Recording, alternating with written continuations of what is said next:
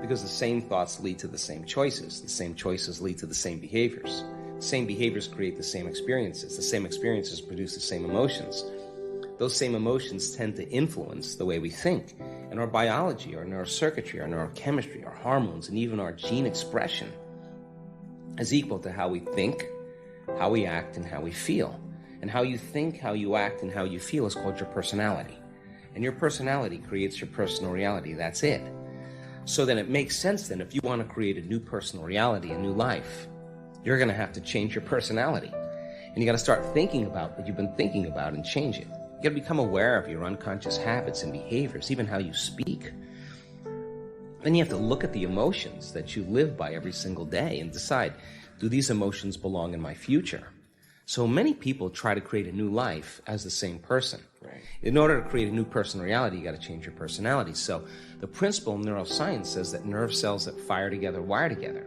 Thinking the same way, making the same choices, demonstrating the same actions, creating the same experiences that stamp the same networks of neurons into the same patterns, all for the familiar feeling called you. And you do that for 10 years in a row.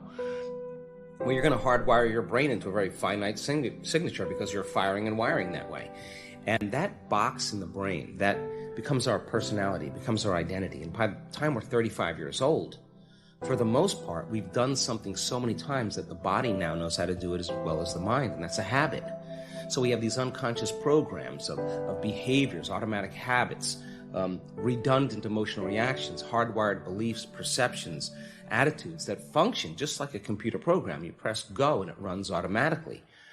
So then when it comes time to change, thinking positively is going to do nothing because your body has been conditioned for the most part into a program in the past.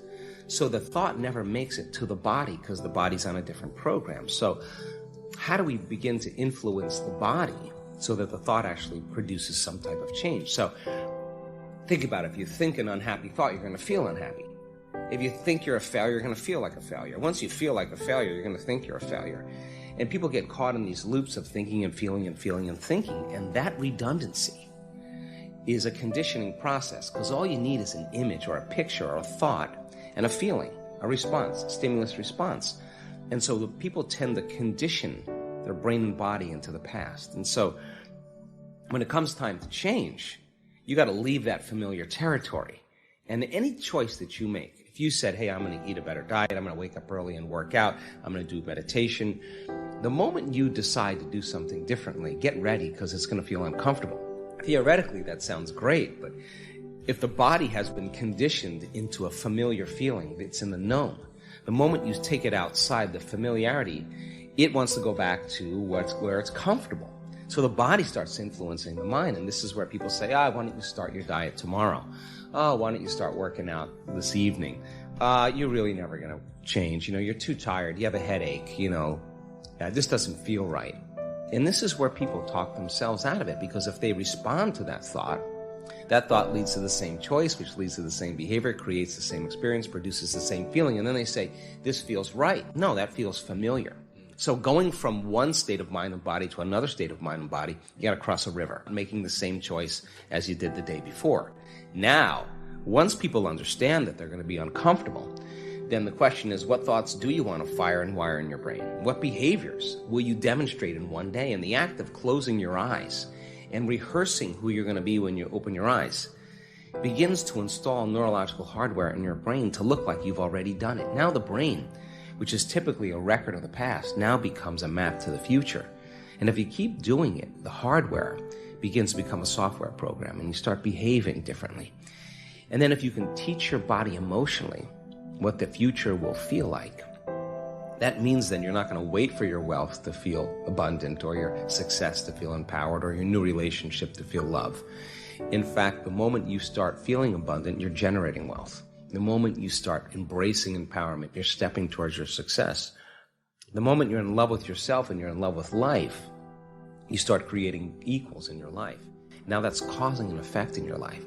So many people, they already know how to do this, but they usually wait for the worst thing to happen in their life before they get the wake-up call.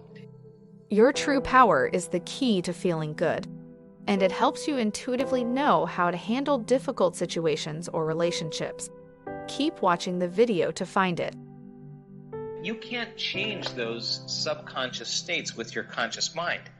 So it turns out if you can teach someone how to slow their brainwaves down from that aroused beta state into alpha and begin to slow the brainwaves down into theta, now they're in the operating system where they can begin to make those changes in the subconscious. So then we teach people how to regulate their states, and it isn't actually hard. All it requires is you to just follow some certain instructions, just like you would learn how to surf. And if you follow the instructions and you do exactly what we tell you to do, we've got thousands and thousands and thousands and thousands of scans to say that just because you think you have a busy mind doesn't mean that you can't meditate. Actually, you can. Right. So then, as you practice this and you find that you're heading towards your email, or you're heading towards what you did yesterday, or you're thinking about what's going to happen tomorrow, and you become conscious and you back up and you stop and you return back to the present moment, you're carving a path neurologically between your conscious mind and your subconscious mind. And if you get good at it, you change your brain waves in 4 seconds or 5 seconds or 9 seconds like everybody else. We've measured it. So if I can do it, you can do it, because I have a pretty busy analytical mind. So that's number 2. The third thing is that meditation, the exact translation of the symbol that's used in ancient texts, means to become familiar with. So if 95% of who you are is a set of unconscious thoughts, automatic habits and behaviors, and emotions that you're addicted to, then if you're sitting in a meditation and all of a sudden you're becoming conscious of your thoughts and you're becoming familiar with them, you're becoming aware, and you start noticing your habits, and you start paying attention, observing that, oh my God, I've been living in guilt. I didn't know it was guilt because it just feels like how I always feel. The moment you start becoming familiar with those states of mind and body, you're no longer the program. You're the consciousness observing the program, and you begin to objectify your subjective self. You're pulling out. In other words, who is doing the observing of your thoughts?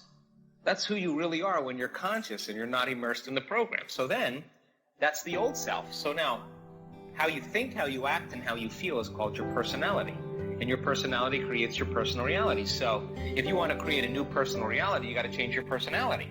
So now you're conscious of those unconscious states, and you're so conscious of them that you'll never go unconscious during your day. And the thought that I can, or it's too hard, or I'll start tomorrow, or you're angry, or you're frustrated, you'll become aware that you're doing that, and it won't happen. So now you're in the unknown.